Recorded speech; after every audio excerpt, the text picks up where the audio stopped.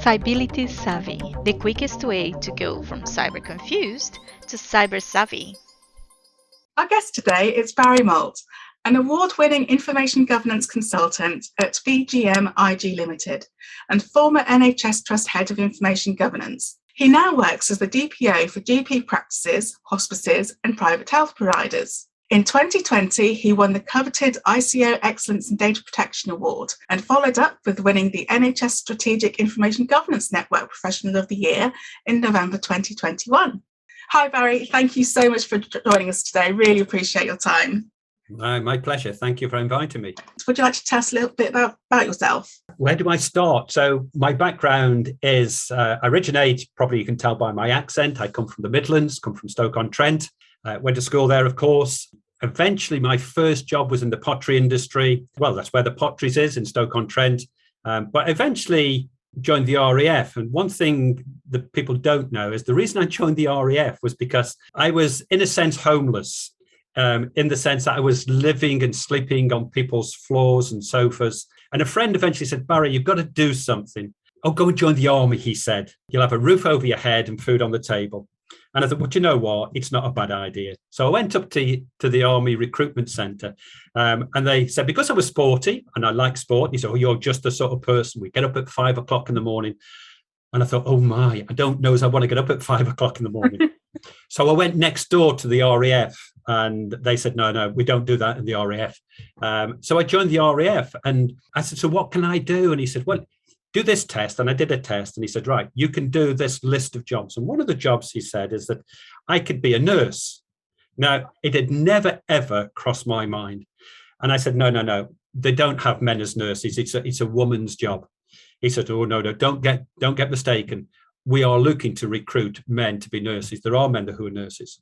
And he said, look, if you want to join the Air Force, we can get you in just over a week if you say yes to nursing. And I said, so what are the other benefits? And he said, well, there are 40 on the course. There are 38 ladies and there'll be 2 men. I was 18. I didn't need much more. Anyway, I did join and I did my nursing course and I passed. I then left the RAF. I then worked in North Staff's at Royal Infirmary in theatres. I then left there and went to work for the Michala Tyre Company as an occupational health nurse. And then I left there after about 8-9 years. I did a bit of social work for the MOD with my military background. And then eventually I did some IT training back in about 1990 when computers were the thing that was coming up. I did well on the course. They said to me, Barry, do you want to teach the next course? And I thought, oh, that sounds good. It was part-time in a local college. I also got a job as well teaching IT in Cardiff Prison, which was rather interesting as well. I then left there and went back into the NHS. But I was also working part-time in the NHS, but working part-time in a council on their training team. I did some training for those, but then a job came up in the hospital where I was nursing. They wanted somebody to do data protection. You're going to think, well, you don't have any experience in data protection, Barry. When I was at the council, around about 1998, when the Data Protection Act came in, they wanted somebody to do some training on data protection. And I was working in the training team for the council. And we all looked at each other and they said, no, not me. But I must have been too slow because it fell on my desk. And I said, so what do I say? And they said, well, go and read the Data Protection Act and just go and talk to them for 10 minutes. And I did. I went from department to department, delivering these 4 or 5 bullet points in about 10 minutes, 15 minutes. But then the hospital were looking for somebody to do data protection. I thought, well, I can just travel to the hospital, do data protection in the morning and my nursing in the afternoon. It was ideal. I got the job. And the rest, as they say, is history. Over time, I then became full-time, about 2003, doing information governance in the NHS. So that's the story of my life. Wow, that is absolutely fascinating and amazing. You mentioned about working in the prison. So just thinking about from a sort of security point of view, that must have sort of started really permeating your thoughts around that point, or was there another point that you would say it was more? No, it's interesting because working in the prison, the security was more physical security. I was teaching IT in the prison, but in those days it was, literally this is a keyboard, this is the space bar, this is the return bar, and it was just things like that. And it's interesting because if I was teaching there an hour's course, it would take me half an hour to get in and half an hour to get out. And I was only paid for the hour. Oh, no. Just thinking about your transition from the sort of data protection into the wider field of information governance. Can you just tell us a little bit about that? Because again, information governance is a term that the NHS is very familiar with, and certain areas of the private sector are increasingly so, but there's an awful lot who still aren't quite sure what exactly that means, and obviously data protection is just one part of that. So can you tell us a bit more about that? It's the same job, but using different words. So information governance is known quite well in the NHS, and there has been conversations over the years saying, "Oh, we need to change the job title from information governance to something else." And I've always resisted. I think we've become familiar now. We used to have what we call the information governance toolkit, and therefore everybody's familiar with it. But in private industry, they don't have information governance; they have data protection. It's the same thing. It's looking after that data, protecting that data. But I think what we need to think about as well is data privacy. It's about my data. It's about your data, and it's about our privacy and who can see that data and who is it shared with. And that's true in all industries. But you're absolutely right. One has information governance. And maybe something I'll talk about a bit later is because of a new training course that we've put into place. For health and social care, it is called information governance. But in private industry, it's called data protection. It just says it all, really. It's really interesting because I've always seen information governance as the sort of overarching piece, governance, funnily enough, and you've got sub-disciplines within it, of which data protection's one, security's one, records management's one, data governance itself. So all those things are within it. Would you say that when you sort of switch between the two, that you use data protection as the all-encompassing term for all of those things, or do you literally just mean that part of it, the data protection part? You're absolutely right. So, and you missed off there things like freedom of information. Of course, subject access requests. Yeah. But you're absolutely right. It is the overarching. Now, I remember some years ago, we were looking at the job role for information governance. And I remember putting out a survey to colleagues that worked in hospitals and saying, what do you include in your job role?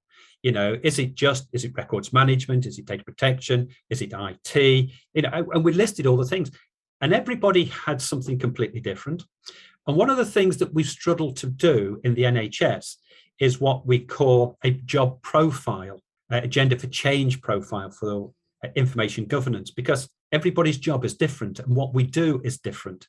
So I might have all those things that you mentioned, and I did. Some people might only have 3 or 4 of them. So how do you mix that then with a job and a salary, what we call banding in the NHS? Is it a band 5, a band 6, a band 7, a band 8 post? If you're doing all those things, you might say, well, it's a higher banding.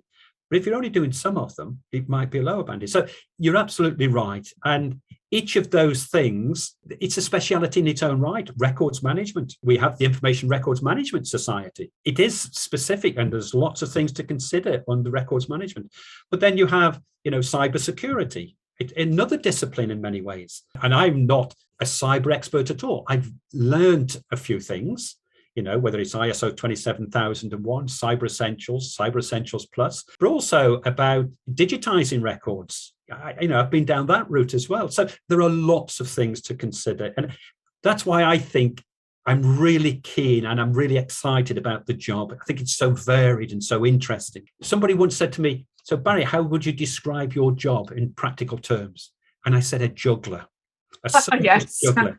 Because a plate spinner. Every day you're having to juggle, whether it's records management, data protection, loads of different things every day. And some days I would go home thinking, I never did what I thought I was going to do today. Exactly the same experience. There's not a day that I would sort of have my plan at the start of the day, come home, and it's like, okay, well, I've achieved all this, but none of those were what I thought I was doing at the start of the day. So, yeah. And it's interesting as well what you're saying about the juggling, because when I worked in local government and had that sort of information management umbrella role that included, as you say, the data protection, records management, etc., security is part of that. But I didn't have FOI. Somebody else had that as their job, which was great. As you say, they're all specialities and disciplines in their own right. And it's so easy, especially for somebody like me, I like to go quite deep into things. And I was finding that I couldn't go deep into each of those because there was so much. The deeper you go, the more you discover there is. So that's why I then the sort of cybersecurity route. Would you say that you managed to sort of juggle across all of them effectively, or do you sort of lean towards one more than the other? I'm going to have to say, and I don't mean it in any sort of arrogant way, I think I managed to know enough about all of them. I am not the expert. I know people who are far more knowledgeable than me. And you know, Michala, we have a good network. And we're able to sort of call people, email people, and ask people for advice. Yes, I do have a wide breadth of knowledge of information governance in the NHS. So if anybody asks me about finance, about data protection or retail, I'd have to say, I'm not your person. But on those things, so I did do FOI. And in fact, I remember before FOI came in, we set up a group in East Anglia to deal with FOI. Because it came in 2005, we just put together an information governance group in the east of England. But many of us were dealing with FOI. But there were some colleagues who didn't deal with information governance, were just doing FOI. So we got together, about 7 or 8 of us, just to share best practice and saying, what should we do? And I learned from other people. Well, the sharing, I think, throughout the network is so important, as you say, because we can never know everything. As soon as we sort of recognise that, I think the better off we are as professionals. And as you say, pointing to others who are best suited for particular things. The only thing I would just query, though, is that I think so much of it is about business processes, whatever those processes are, and being able to identify the risks through those, which I think is translatable across different industries. What do you think about that? I've just come off a call with a local authority and we were looking at subject access requests. And I always start off by saying it's about process. It's not the be all and end all, but if you've got a good process and the process actually goes through, you can look at where the pinch points are, where are they? So we're data sharing. So that then becomes, what are the risks there? Or we have to keep this data off-site. So, okay, so you've got to call it back. So what is the risk? So yeah, to me, I always start by saying, I'd love a 20-foot wall and all the staff and give them all Post-its and say, let's walk all the way through. It might take us 2 hours, but you know what? At the end of it, you'll be able to take things out. You'll be able to put things in. You say, well, that's a risk. Why do we include that? Let's remove it. So it does involve other things because, subject access, you've got to know where your records are. So records management comes into it, but also training because everybody needs to know what their part of it is. So yeah, but having a good process, but also, do you know what? We talk about data protection or privacy impact assessments. We've had them for a long time. We had them pre-GDPR, we just never did them. But now we do them and we look through, what it is we're going to be doing, who's going to be involved, and we look for the risks. We mitigate where we can and we own them if we can't mitigate them. Yeah, I think that was one of the best things to come out of the GDPR in terms of raising that awareness for organisations around, that privacy by design, thinking about these things up front and then sort of building it through that entire life cycle. I'm just wondering, sorry, my mind's going off on another little tangent here, just thinking about all the rules around health records management and coding. Do you want to maybe say a little bit about that for our audience? When I left my job at one hospital, and I thought it was going to be my last job, and I went as the records manager, health records manager, information governance manager as well. Yes, it was different, but it included a lot of things that I already did or knew. What I went there to do was to help to digitize the records. We had to look at, what was the risks of doing that, making sure the records were in the right record. But, what sort of things did we scan? There's just lots and lots of things with it. But it included lots of what I already knew and did. So although it was new in some ways, it was rewarding and I enjoyed doing it. I had some good staff as well. I think generally speaking, they're quite under-resourced roles. And so I think it's so important to have a really good team around you supporting one another. I think information governance, it's interesting. I was talking to somebody the other day, clinical safety officers. We were talking about the ICS, the integrated care systems, and their involvement in joining together multiple sort of systems in different organizations so we can be able to see a holistic view of patient records. And they were asking them, and I said, information governance is about patient risk and it's about patient safety and making sure that we have the right information at the right time in the right place, that we have access to it. And so, there are lots of things that our jobs involve other sectors or other parts of the NHS as well. So that's why I think it's a fascinating role to be in. So you've got this sort of broad knowledge across all of the sort of disciplines within information governance. Obviously, it's Cybersecurity podcast. Can you tell us a little bit about when you sort of first really tweaked about the importance of cybersecurity in your career? When I first started in information governance, the role was based in IT. And I have to be really honest, Michala. So everybody thought that IG was part of IT and it only related to IT. So I thought, I need to get out of here. I need to escape. It's not just about IT. It's about paper records. It's about HR records. It's about everything. So I managed to escape. That doesn't mean to say that there isn't that link, and there is. So anytime, there was a new IT system, again, we would look at, and I'm trying to think what was my first recollection of saying, well, do you know what, this is IG?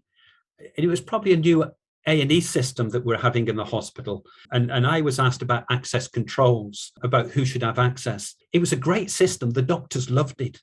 But me as IG, I hated it simply because the access controls were not there. Everybody had access or no access. And so we were having to give access to secretaries, and they knew who was in A&E. And I thought, oh my goodness. And then also the support for that IT system. Where was it coming from? So I rang the company, did my due diligence. Oh, we're based in York. I said, so my question would be, so what happens at night or weekends? And this is no joke, Michala. He said, we follow the sun. I said, what does that mean? He said, well, the weekends, it goes to Johannesburg in South Africa. So I'm now thinking, potentially, these people have access to all our A&E patients. Sarcastic me says, so what happens when Johannesburg go to bed? He said, oh, we've got that covered. It goes to Singapore. And I'm thinking, oh, my goodness. And this was way, way before GDPR. This is 10, 12, 15 years ago. And I'm thinking, oh, my goodness. So I was aware there was an issue, but we have become more aware because of, of hacking, and all those and scamming and phishing and all those sort of things. If I could turn people to GDPR, and it talks about having technical and organizational measures in place. Now, the technical bit, Michala, I'm going to leave to you. You make sure that patches are done. You make sure that the servers are secure. That's your job. That's your cyber bit. But for me, the organizational measures are making sure that the policies are in place. Information security policies in place, the business continuity is in place, because they all impact on you and the impact upon me. It's been one of those things that, it's an issue. I don't think there was a time when the light came on and said, oh, I need to think about cyber. But I think it's become more, now that we're having to do the DPIAs, we're looking at that when there's more systems to be put in. And I would go again to my colleagues in IT and say, I think I need you to give me some advice on this. And again, those sort of relationships, again, cross-department are so important. I certainly found that it was so useful to have that and be told, oh, we've got this coming through as a contract, and perhaps that system wasn't known about by another department. And being able to join those dots, I think, across organisations is one of the really powerful things about working on the information governance side. Yeah, and I always use another illustration when it comes to cybersecurity is even the destruction of IT hardware. Mm-hmm. And I think it's probably probably nearer to where you live than I do, where a hospital was getting rid of that hardware and they didn't have a proper contract in place. And the third party who took them, somebody ended up selling some of those hard drives on eBay, with thousands of patients' data on, and the hospital got fined £325,000. And that is an IT issue. It's not just an IG issue. But I had to say, oh my goodness, what happens in our IT department? Yeah. And I went to talk to my senior information risk owner, and he said, I don't know. So we went to IT and we followed the process through. And I ended up getting in my car and following this Arctic lorry that had got all our stuff. And I followed it up to North Yorkshire. And I watched them to go into a secure compound, and I watched them destroy, because what happened to that hospital wasn't going to happen to me. Now, that is the fringes, if you like, of cyber, but it is cyber and it's IG as well. Yeah. So it's making sure that we've got those technical measures in place as well as the operational measures. Yeah, and the physical, because a lot of that's about physical security as well. So again, I always think that when I'm talking about information security with an organisation, I'm thinking about the administrative stuff, as you say, the policies and standards. I'm thinking about the personnel, so screening, training, etc. The physical security, CCTV, physical fences, whatever it might be, and the technical, which is where that cybersecurity piece comes in. So it is very much that broad approach. Yeah. Just thinking about, it is always changing. The systems are getting increasingly connected, more complex. How would you say you keep yourself up to date with everything that's going on and legal precedents and stuff like this? I think I've already mentioned about networking, Michala, and I think it really is an important part. So I love to go to exhibitions at Olympia, Excel. We have our own network meetings over in the east of England. I also go to events to do with local authorities and health, where they have vendors as well. And so what happens is I go to these and talking to some of these vendors with these new IT systems, whether they asset management, whether they are email security, I like to go and talk to them. I don't particularly, in my role, it's just me. I don't need their software. I don't need their systems, but my clients might do. What I do then is I talk to them, I get their contacts, and they contact me, or I contact them and say, look, I want a demo. Because by doing that, I learn about the new systems, and I will ask those questions about what happens here, what happens there, where's the information stored. It gives me an insight of what is out there and what some of the issues are. Because they will say to me is, we have these issues and we're aware of them, and we're putting this into place to protect organisations. It helps keep me up to date with what's going on. That's an interesting one, because generally I found that, well, it supposed to depend on the event actually, as to whether the seminars are vendor-led or practitioner-led. But the practitioner ones I find can be quite useful. You're absolutely right. Some of these things I go to, and I went to one, was at central government. In fact, I chaired a central government conference. And yeah, the vendors come along and they want to push their things, absolutely. But some of the speakers were absolutely superb. They had somebody from data protection from the Cabinet Office.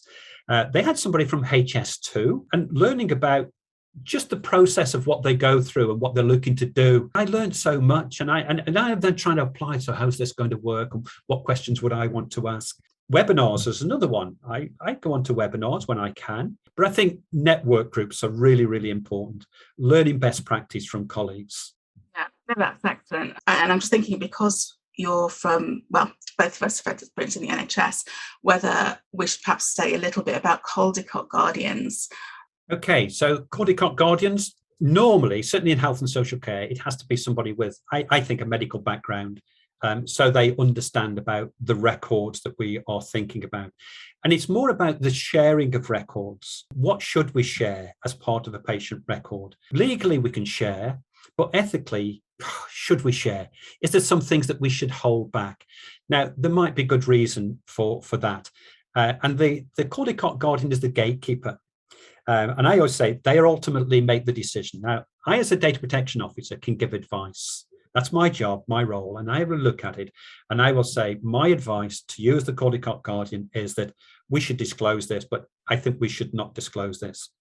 But the ultimate decision sits with the Caldicott Guardian. To enable me and them to make a decision, there are 8 Caldicott principles. And those Caldicott principles should be applied. And we get sometimes people saying, we want all this information. Don't redact anything. Don't remove anything. And I always say to people, no, we are going to apply the Caldicott principles. And if I could give you an illustration, a GP practice for that I'm the DPO for, they had a solicitor asking for some information, and the solicitor to the GP practice says, I don't want anything redacted. And it was a very sensitive record. I said, well, I'll speak to the solicitor. And I rang the solicitor, and the phone call took about 20 seconds. And I said, I'm the DPO for the practice, and I'm ringing up about Mrs. Smith. She said, don't ask me why I want the record. I don't dare redact anything. And the line went dead. Oh, wow. She must have put the phone down on me. So I've got a problem now. What do I do? What am I going to disclose? So I spoke to the practice and I spoke to the Caldicott Guardian and said, we are going to apply the Caldicott principles. We are going to disclose what we believe is relevant and appropriate. And we did. Now, this was just over a year ago. We heard nothing back from the solicitor. That's what our job is, to protect the individual's records. Yeah, absolutely. Data protection can say whether it's legal to do something with data. Security can say how to do it securely. Yeah. But it is, as you say, there's Caldicott Guardians who look at the ethical use of what's appropriate to do with that patient data. So I think, again, that sort of triumvirate relationship is so important. I want to move into talking about this amazing scheme that you have been absolutely fundamental in coming up with and driving. Would you like to tell our audience all about this amazing thing that you've achieved? Many, many years ago, in doing my job, I was approached by the hospital and saying, did we have any space in our team for an apprentice? And I said, well, we could always do with an extra pair of hands. Who couldn't? I think we had a good department and we could teach them lots of good things. But what they had to do was a business admin apprenticeship. Now, what that meant is when they finished the apprenticeship, a job came up in HR, in estates, or another department, because they'd got that apprenticeship, got some experience, and it was probably a better paid job, to be honest. Off they went. And as part of the succession planning and bringing people into information governance, and for them to see what a fascinating, varied job it is, I thought, well, do we need to have an information governance data protection apprenticeship? Now, Michala, there is a cybersecurity apprenticeship, but there wasn't one for data protection information governance. So I approached the Institute of Apprenticeship and I started the ball rolling, asking about it. And we set up a group. We met in London, literally the end of February before the first lockdown. We were sent from the Department of Education, a relationship manager who has guided us through this process of setting up this information governance data protection apprenticeship. It's been long, it's been 2 years, and it seemed as, are we ever going to get there?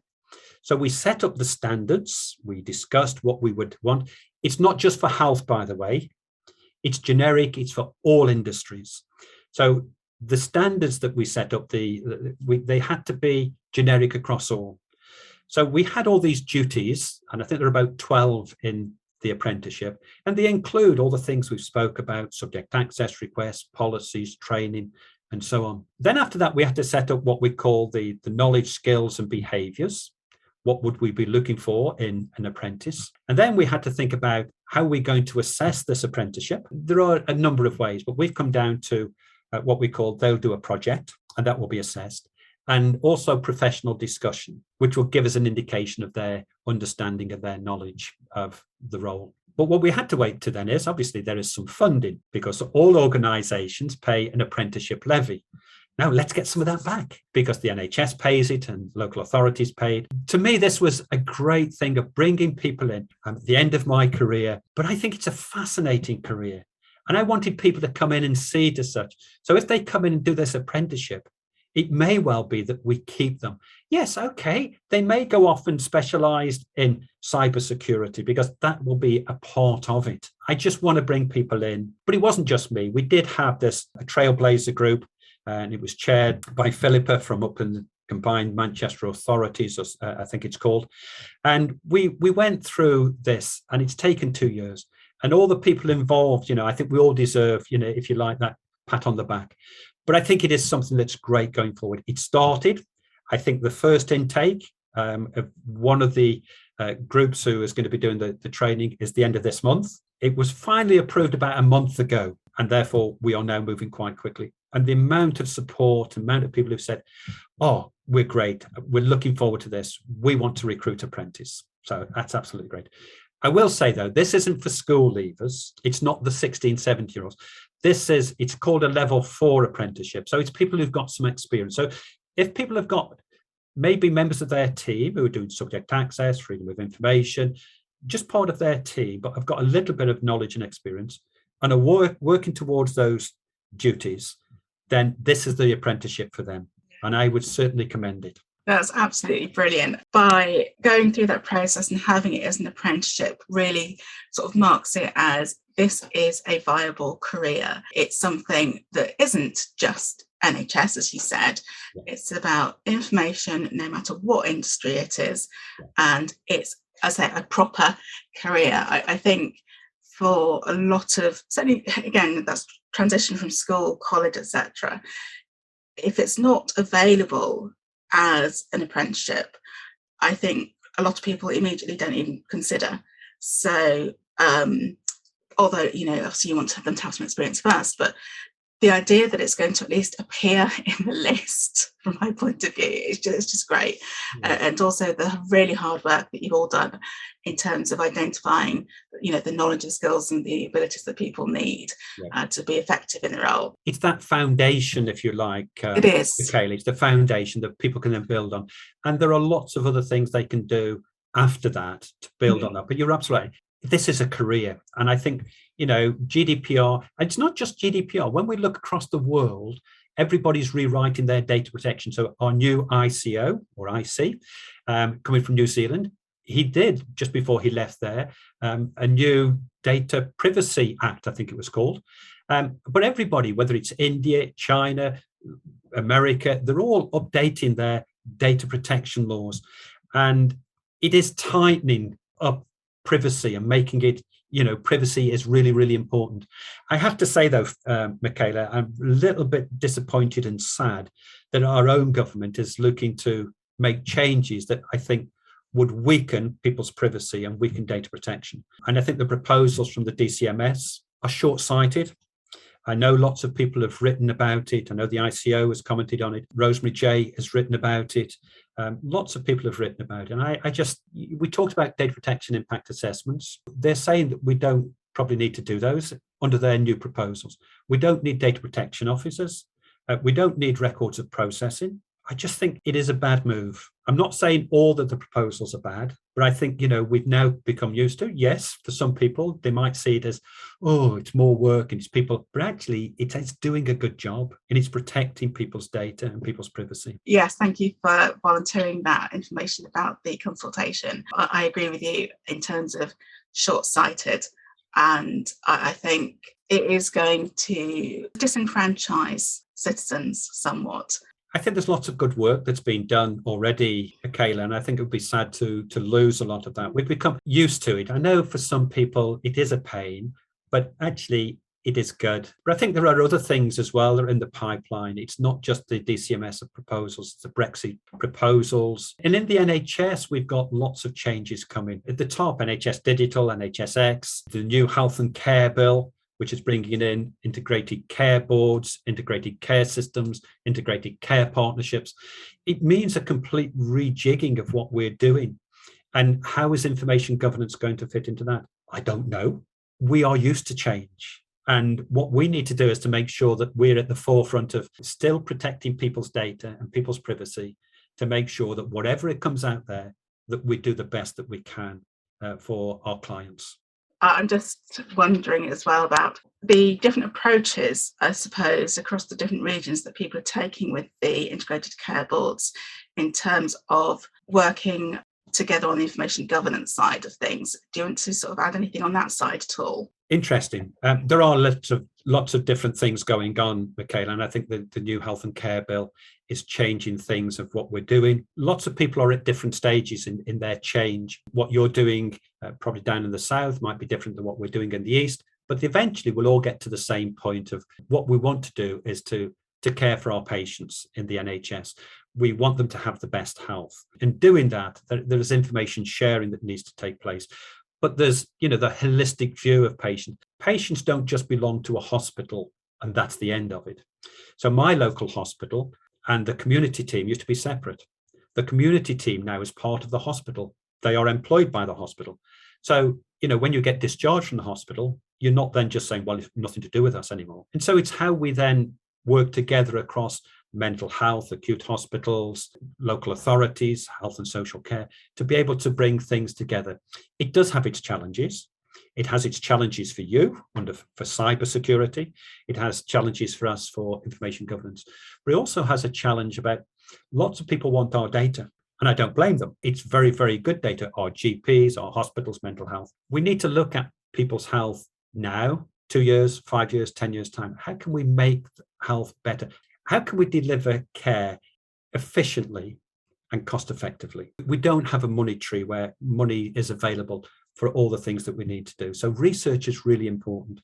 And there are some things that have been proposed, but because we don't have the proper security in place, we don't have the proper information governance in place, they've had to be delayed. One of them was GP data for planning and research. Fully understand it, and all my colleagues fully support it, but it has to be done safely and securely. And who is the data controller? It's the GP. And you can't have somebody else making the decision about what's going to be shared. Yeah, I could remember many a time when there would be arguments between data protection officers in different hospitals as to who's the data controller, data processor, joint data controllers, etc. It's a challenging one depending on what's going on. But you do need somebody looking at all of that so that, as you say, you can actually protect the patients, because that's what we're all there for in the NHS and other healthcare charity, etc. as well. So, yeah. Just to go back to the apprenticeship very quickly, where do people actually go if they want to look at the available apprenticeships for these to actually book onto the next cohort? Just go and Google the Institute of Apprenticeships and it will come up. And then there's a search bar. Just in the search bar, put in data protection practitioner or information governance practitioner, and it would take you to the page. And all the information is on there. It is very generic and it covers, whether, as I say, whether you're NHS or any other industry, it's all there. And I think that's where you can go to, and then you can find all the information you want from there. Or people can drop me an email and I'm more than happy to point them in the right direction. Oh, excellent. That's great. Thank you. One of the things that I always like to ask our guests here is 3 things that they would recommend to our audience. For you, I understand that you'd like to share a person that you might have round to dinner. I would pick somebody, a comedian, but a great actor as well, Spike Milligan. I think it'd be entertaining, it'd be informative. I think he's one of those men who was a genius. And I think he did suffer with his mental health. And I think it's because he was such a clever man. That mutual friend of ours sometimes quotes it to me when I try and sort of suck up to people and I want some information and I try to be nice to him, he calls me a groveling something or other. But Spike Milligan's catchphrase, there was an award that he won and he went on the stage and somebody said to him about a wonderful actor and comedian, and Spike Milligan says, "You are a groveling and I won't use you." And how about in that sphere of books? 7 years ago today, I started off from London to Paris, cycling to Paris with a group, and there was about 130 people. It was a long way, but I love cycling. So I've got a book that is the rules of cycling. Some of them are unwritten rules in the sense of about what you need to consider when you're cycling. You don't cycle side by side to have a conversation. You don't cycle behind somebody all the time to get their draft. And that's a great book. I enjoyed that, and I've still got that one. Is there a particular sort of lesson in cycling that you'd say there's a parallel with information governance at all? Yeah, I'm just thinking it can be hard work. When you've got to go up the hills, it's hard work. But you know what? There are some real good benefits of coming down a hill and putting your legs and arms out and going, way! Because, there are some times when, there are some nice wins, and see the smile on people's faces when you've helped them say, oh, that's really helpful. Thank you ever so much. Yeah, absolutely. That's just worth so much, isn't it? Because in our lines of work, they can be quite sort of thankless in a way, and you need to get that joy out of it for yourself, I think. Okay, and then the final one for you, how about a podcast? Wow, there are so many podcasts for data protection, information governance.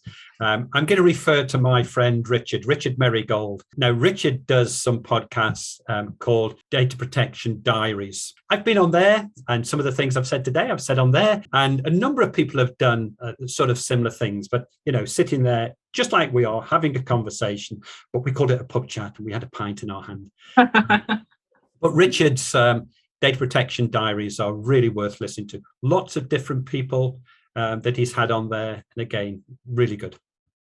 Excellent. So that's a great recommendation and shout out to Richard. One of the things I like as well, separate to his data protection diaries, is how open he is on LinkedIn about sharing thoughts.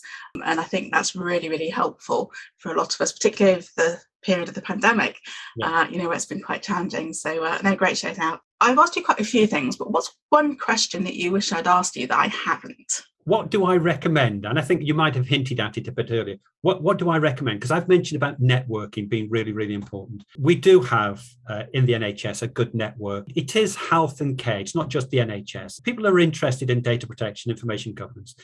Get yourself linked to a local network. And if there isn't one, set one up, do one. Even if it's only half a dozen people meeting together every 3 months. But, we have an East of England. It's part of what we call the SIGN, the Strategic Information Governance Network. But we did one called Privacy Space Live. And again, I've been to lots and lots of things, PrivSec and all the others. Excellent, good.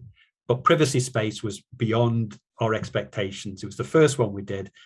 We are doing another one later this year. I'm not going to give the date away just yet. And I can't say strongly enough, I'm only where I am because of networking of colleagues who've shared things with me. So get yourself into a network. That's brilliant. Thank you.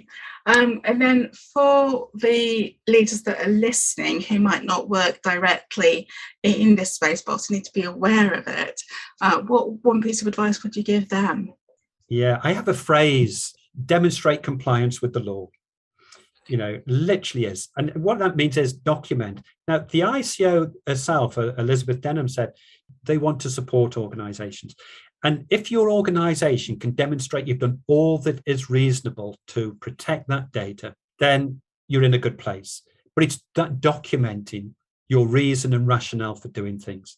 And so that's where I say, demonstrate your compliance with the law. Yeah, you might get it wrong. And the ICO will then say, well, I think you've got it wrong. But I think what you might need to do is to consider this, this, and this. So demonstrate your compliance with the law. That's my advice. So whatever you do, whoever you are in an organisation, just think, can you defend yourself? Document your reasons and rationale. Interesting one. Thank you very much for that. Finally, where can people find you online if they'd like to have a chat with you? I've got a website and it is simply BGM IG Privacy. And if you put that in, you'll find it. Thank you so much. Well, it's been really lovely talking to you today, Barry. I'm so pleased that we managed to get this opportunity to sort of work together and particularly to share your amazing achievement of the apprenticeship with you and the Trailblazer team, because that I think is really going to have a huge impact in the years going forward. So thank you. Well, thank you, Michala. And I'm sorry I'm not the expert on cybersecurity, but we all need each other. So thank you for inviting me. Excellent. Thanks very much.